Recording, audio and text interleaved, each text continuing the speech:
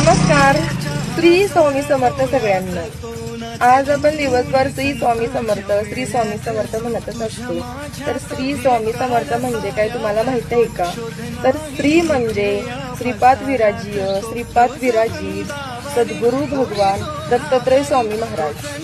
आणि स्वाहा म्हणजे आपण होम हवन करताना अग्निकुंडामध्ये एखादा पदार्थ टाकताना स्वाहा म्हणतो, म्हणजेच आत्मसमर्पित करणे, भस्म करणे.